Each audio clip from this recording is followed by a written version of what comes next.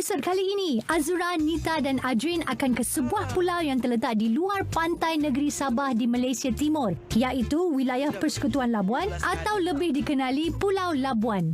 Betul tu Azura. Secara peribadi, Nita pun belum pernah menjejakkan kaki di Pulau Labuan. Tak sabar rasanya nak menyelam di perairan Pulau Labuan. 13 hari ku tempuhi bersama dua host yang seksi. Kemana kami kali ini? Sila tunggu dan nanti. Kota Kinabalu Labuan kita kembali, ditemani dah bersejati. Banyak keindahan belum ditemukan. Ada masa jangan dibasirkan. Alamak, aku terjatuh dari jeti. Oh, Uncle Jeffrey tersenyum geli hati. Di Mentanani kami menari bersaksi. Kinabalu cantik sekali. Pernah berjalan pulau gaya sapi. Mentanani mengeluh dan rusukan buat rujukan. Oh, ayo saksikan. Kereta kami dah pun selamat sampai di atas feri ini. Jadi, Azura, Nita dan Adrin ingin melihat pemandangan dari atas pelantar feri ini. Perjalanan kami dari Kota Kinabalu ke Jeti Menumbuk yang terletak di daerah Kuala Penyu mengambil masa 2 jam. Dan dari Jeti Menumbuk ke Pulau Labuan mengambil masa kira-kira dalam 2 jam untuk sampai ke Jeti Feri Antarabangsa Labuan. Itu pun perlu melihat pada keadaan cuaca dan ombak laut. Azura, inilah ruang menunggu untuk para penumpang yang menaiki feri pengangkutan ini. Iyalah kan, perjalanan kita pun mengambil masa agak lama. Jadi kita boleh duduk bersantai di sini sambil melihat bot-bot dan kapal-kapal besar yang berlabuh di sini. Ya, betul tu Nita. Untuk pengetahuan semua, jadual perjalanan feri ini bermula seawal 6 pagi hingga 12.30 malam. Jangan sampai tenggelam. Rock, rock. Woohoo! Kami dah pun sampai di Pulau Labuan. Siang itu, aduh, pernah berjalan. Akhirnya kami dah pun sampai di Pulau Labuan yang memakan masa agak lama sikit kerana kami menggunakan feri pengangkutan. Di mana kami bawa kereta jugalah daripada Menumbuk. Lebih kurang berapa tadi? 2 jam kan?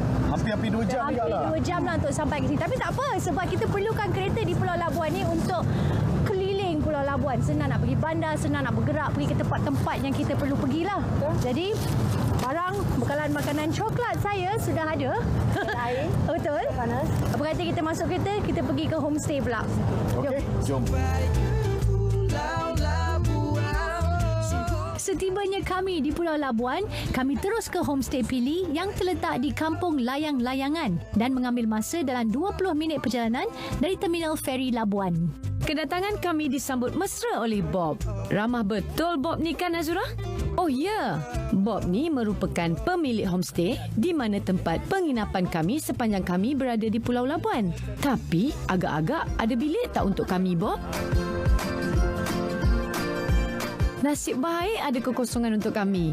Jadi, apa tunggu lagi Azura? Mari kita check in, letak barang, manakala Nita dan Adrin tak sabar nak menyelam di perairan Pulau Labuan ni. Saya pun tak sabar nak sambung pengembaraan saya di Pulau Labuan ini. Jom, kita lihat apa menarik menanti saya di sini.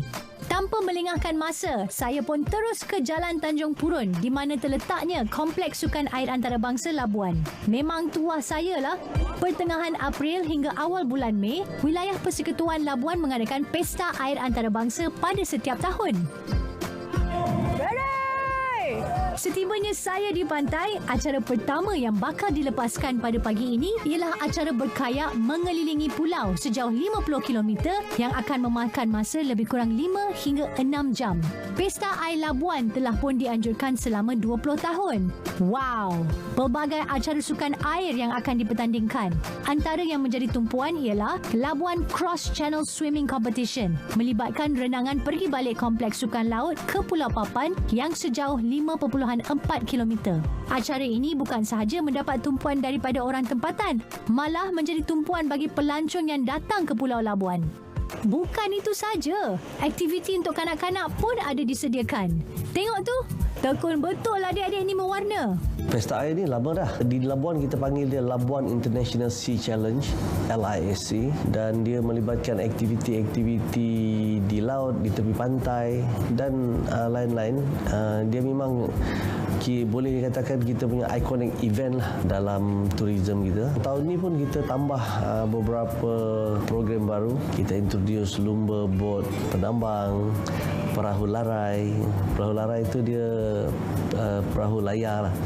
Perahu layar atau dalam bahasa Brunei dipanggil larai merupakan salah satu tarikan baru di Pulau Labuan. Yayasan Pembangunan Labuan sedang giat mempromosikan larai ini untuk tarikan pelancongan.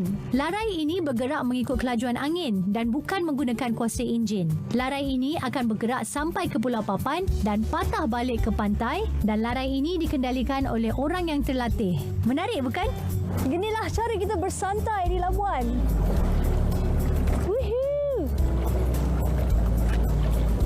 Bayangkan kalau kita pergi dan tengok matahari terbenam di atas larai ni. Mesti cantik. Angin semakin kuat dan larai semakin laju. Saya pula semakin mengantuk kerana ditiup oleh angin yang sepoi-sepoi bahasa. Terima kasih. Nak ke mana lepas ni?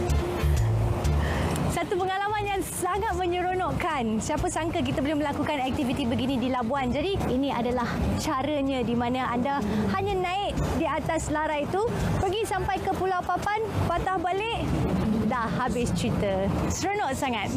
LISC ni memang kita sudah ada followers ataupun pengikut yang setia. Kalau dari Brunei itu memang banyak kita punya games yang mereka ikut. Begitu juga daripada Semenanjung, seperti kayak, dia ada followers dia, kayaking around the island. Dan begitu juga kita punya cross channel swimming yang memang mempunyai followers lah, yang menunggu kedatangan LIC setiap tahun, dan mereka ini adalah datang daripada berbagai negara sebenarnya. Pernah berjalan pulau gaya sapi, mentanani mengeluh dan rusukan buat rujukan. Oh, ayu saksikan.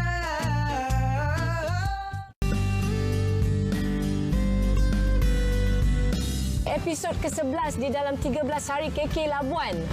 Kami di Pulau Rusukan Besar untuk buat selaman. Bersama saya sekarang Roy adalah dive guide. Okay, so dive site kita hari ni. Okay. Saya ada dia mapnya dengan saya. So we'll be dive dekat Blue Water Rack. Wow, Blue Water Rack. Tengok ni, Azura jangan jealous. Okey, Adrin dan Nita akan dive dekat sini, selam dekat sini. Blue Water Rack ni, nama asal Blue Water Rack adalah Mabini Padre. Berapa kedalaman yang kita akan diving ya? Maksimum yang kita akan pergi adalah 30 meter. And then on top of the ship, dia ada 24. Dekat depan ni, dekat depan boat dia ada anchor. Sebab biasanya kalau kita diving dekat kapal karam ni, sauh ni satu benda yang keistimewaan. Keistimewaan dia adalah sauh. Sebab nilai sejarah dia. Blue Water dengan Pulau Rusukan jarak dia kurang lebih 18 km. Kurang lebih dalam 20 minit. 20-30 minit dia. Okey. Okey. Kita sangat-sangat orang kata tak sabar. Ya. Okey, jom ikut Nita pergi Blue Water Rack dive. Let's go. Roy merupakan dive master dari Coco Dive Center Labuan yang akan bersama-sama Nita dan Adrin menyelam di Blue Water Rack itu nanti.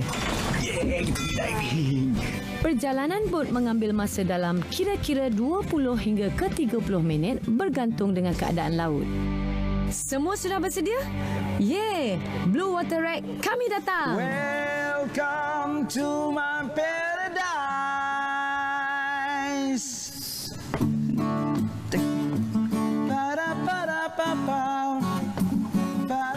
Wah, tidak hairanlah kenapa tapak ini dipanggil Blue Water Rack.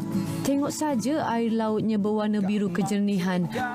Sebelum Nita terbuai hanyut dengan kebiruan air laut ini, baik Nita fokus dengan Adrin dan Roy. Nita dan Adrin sangat teruja membuat selaman di Blue Water Rack kerana tapak selaman kami kali ini merupakan sebuah peninggalan bangkai kapal yang telah lama karam berhampiran Pulau Rusukan Besar. Menurut Roy, kapal yang karam tersebut merupakan sebuah kapal pancing daripada Filipina yang terbakar pada tahun 1981. Kita banyak ya kapal perang yang karam di perairan kita, terutama sekali semasa Perang Dunia Kedua. Cuma kita tidak boleh menyelam di sana sebab ia merupakan kubur peperangan. Tetapi untuk para penyelam rekreasional, banyak juga kapal-kapal karam seperti kapal-kapal kargo yang boleh diselami di perairan kita, terutamanya di Laut Cina Selatan, di Pulau Labuan ya, yang merupakan destinasi selaman kapal karam yang utama di region kita ni. Roy terus mengajak kami ke tempat di mana sauh itu berada.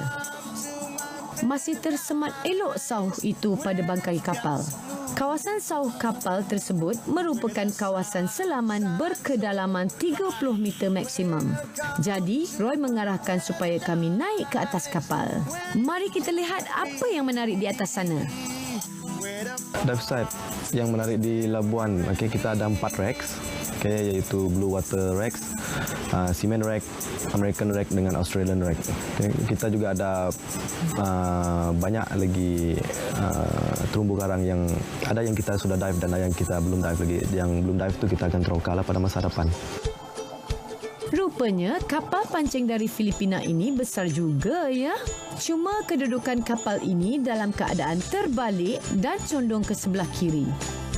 Terdapat banyak ikan-ikan kecil di sini dan juga terumbu karang yang tumbuh di tiang-tiang kapal dan dinding kapal. Nita ternampak sesuatu di lubang itu. Apa tu? Si Murray Illa. The Burn Dancing Shrimp pun ada. Jadi bodyguard ke tu? Voracious moray eels adalah haiwan tahan lasak yang boleh membesar sehingga 5 kaki dan hidup sehingga 30 tahun. Moray eels tidak mempunyai sirip pelviks, sirip dada atau berinsang dan bentuk badan spesies ini panjang seperti ular. Mereka sering didapati hidup dengan peppermint shrimp kerana mereka mempunyai hubungan mutualistik dengan spesies itu. Peppermint shrimp dilihat memasuki mulut moray eels untuk membersihkan parasit yang tumbuh di dalam badannya. Seperti yang dapat dilihat, mereka mempunyai bonggol tersendiri di bahagian belakang dan paruh mereka yang menonjol ke hadapan. Banyak juga kawanan ikan di sini. Itu bukan sekumpulan one spot snapper ke? Betul lah. One spot snapper boleh mencapai panjang maksimum 60 cm. Ikan dewasa tinggal di kawasan terumbu karang biasanya kedalaman antara 1 hingga 60 meter. Selalunya di situ dia punya visibility ataupun jarak penglihatan dia amat baik. Dan dia selanting sikit ke bahagian kiri dia ataupun port side, lebih kurang dalam 50 darjah dia punya listing. Di sini saya nak ingatkan kepada para penyelam untuk menyelam di rek-rek ni, anda perlu membuat persiapan, terutama sekali paling tidak pun anda hendaklah menjadi seorang advanced open water diver dan membuat rek specialty supaya anda faham dengan kehendak dan bahaya-bahaya yang ada di sekeliling rek. Nasib baik Roy ternampak scorpion fish ni. Pandai ia nak menyuruh. Scorpion fish adalah keluarga kebanyakan ikan laut yang merangkumi banyak spesies paling berbisa di dunia. Scorpion fish. Plenty of different types that you can get around here. You got the reef scorpion fish, the tassel scorpion fish, devil scorpion fish. Even more rare that we have seen around is a rhinopia or ambon scorpion fish. The great thing about them is they all have their own characteristics. They all look different. They all act different. They will hurt if you touch them. They are poisonous. The spines on the back are poisonous, yeah. But with the camouflage, it's pretty rewarding to see them and find. Cantiknya awak ni. Inilah Wollaton lionfish. Spesies ini mempunyai sirip tipikal seperti mana dengan lionfish yang lain. Warna jalur mereka berwarna coklat ke coklat gelap. Sedikit bersikap agresif tetapi baik hati. Terdapat banyak juga terumbu karang yang cantik-cantik. Nita nampak batfish lah. Seronok betul batfish ni bermain.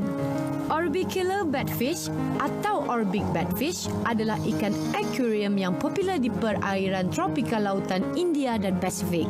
Di sini, mereka boleh berubah dari perak ke coklat gelap dengan begitu cepat. Batfish merupakan seekor sejenis ikan yang sering kita jumpa terutama sekali di Laut Cina Selatan, dan kita boleh dapat temui batfish ni sama ada di air yang cetek lebih kurang dalam 15 ke 20 meter hinggalah kedalaman dalam 30 meter, dan biasanya batfish ni akan berenang dalam berkumpulan. Ianya adalah sebagai protection kepada setiap ikan yang ada dalam kawanan tersebut. Nakal betul si Cleaneras tu. Si Cleaneras tu rajin nak membersihkan badan si batfish. Blue Streak Cleaneras merupakan spesies yang memakan parasit dan tisu mati dari kulit ikan yang lebih besar. Dalam hubungan mutualistik yang menyediakan makanan dan perlindungan, juga banyak memberi faedah dari sudut kesihatan untuk ikan-ikan yang lain. Kota Kinabalu Labuan kita kembali ditemani. Nita dan Adrian sangat seronok menyelam di Blue Water Rack ini. Sebuah pengalaman yang indah bagi Nita sebagai seorang penyelam. Sebelum naik ke atas, terimalah bom circle dari Roy. Dari JB, oh Uncle Jeffrey, tersenyum geli hati. Di Mentanani kami menari bersaksi Kinabalu cantik sekali. Nyaris nak Diko. Di Mentanani mengeluh dan rusukan buat rujukan. Oh Wahyu saksikan.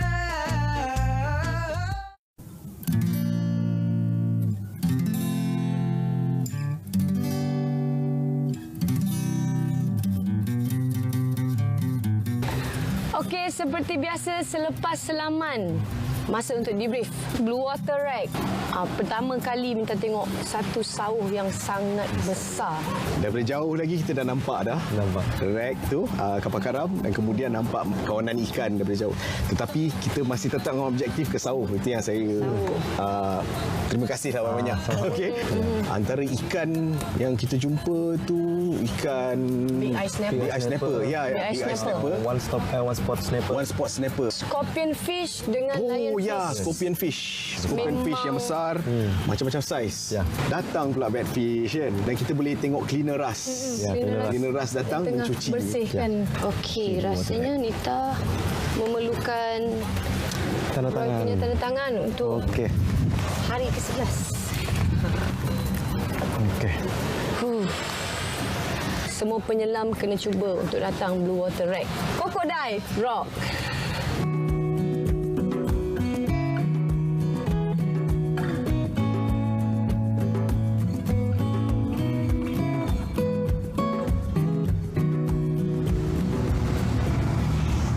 Ramai di antara kita yang tidak mengetahui yang Labuan ini sebenarnya terdapat banyak tempat-tempat bersejarah dan juga kawasan-kawasan untuk memperingati tentera-tentera yang telah pun bergadai nyawa untuk melepaskan Borneo daripada cengkaman tentera Jepun pada zaman Perang Dunia Kedua. Sebagai contoh, salah satu tempatnya ialah di sini, Labuan War Cemetery. Tugu peringatan Perang Dunia Kedua yang terletak di Jalan Tanjung Batu ini merupakan tempat pengebumian 3,908 pahlawan-pahlawan perang yang tersungkur semasa pertempuran atau penawanan di Borneo semasa Perang Dunia Kedua. Ramai prajurit-prajurit yang telah pun terkorban pada zaman Perang Dunia Kedua dahulu, dan jika kita lihat di dinding ni di sebelah kiri dan kanan terdapat nama-nama prajurit-prajurit, tak kira daripada Malaya, daripada Great Britain, daripada New Zealand, Australia, India, semuanya diletakkan di sini bersama dengan nombor badan mereka. Terlampau banyak. Kebanyakan daripada mereka adalah warga Australia dan Britain dengan sebahagian dari Punjab Signal Corps, New Zealand dan beberapa orang tempatan. Tengok saja lanskap taman memorial ini. Begitu indah, bukan? Pada Februari 1945, pihak Jepun yang telah menangkap kawasan pihak bersekutu di kawasan Sandakan mula memaksa banduan-banduan untuk berkawat ke Ranau. Ia kemudiannya dikenali sebagai Kawat Kematian Ranau atau Ranau Death March. Beratus-ratus banduan kehilangan nyawa semasa berkawat dan mereka yang tertinggal serta kem tawanan Perang Sandakan telah dikebumikan di kubur Perang Labuan.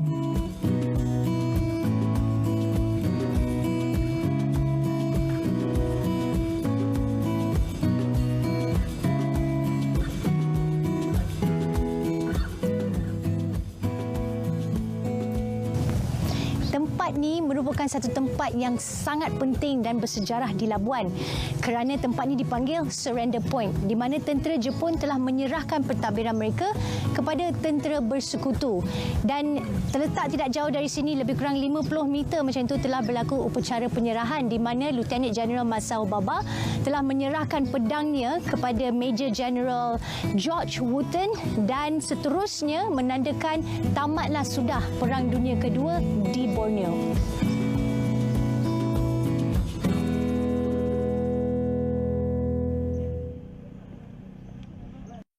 Sebelum saya pulang ke homestay bertemu dengan Nita dan Adrian, saya berehat seketika untuk melihat terbenamnya matahari yang cantik di pantai layang-layangan ini. Korang nak tahu cerita? Jom dengar cerita saya. 13 hari. Wow, ramai orang. Maknanya kalau restoran ramai orang, makanan ni mesti sedap. Di sini lah. Boleh juga. Sini. Kita ikut Azura punya Apa saranan pasal pula Azura pula? Azura lah yang recommend sini kan. Okay, ni tak duduk sana. Oh, ya. Iya. Okay. Kita dah tahu kita nak makan kan? Lebih kurang lah. Kan? Okay, siapa nak mula dulu? Okay lah, kita ikut Azura. lah. Kita dari pagi sampai malam lah. Okay. Azura mulakan dengan pagi Azura, terima kasih, dengan pesta air. Labuan pesta air ni memang rupa-rupanya diadakan setiap tahun tau.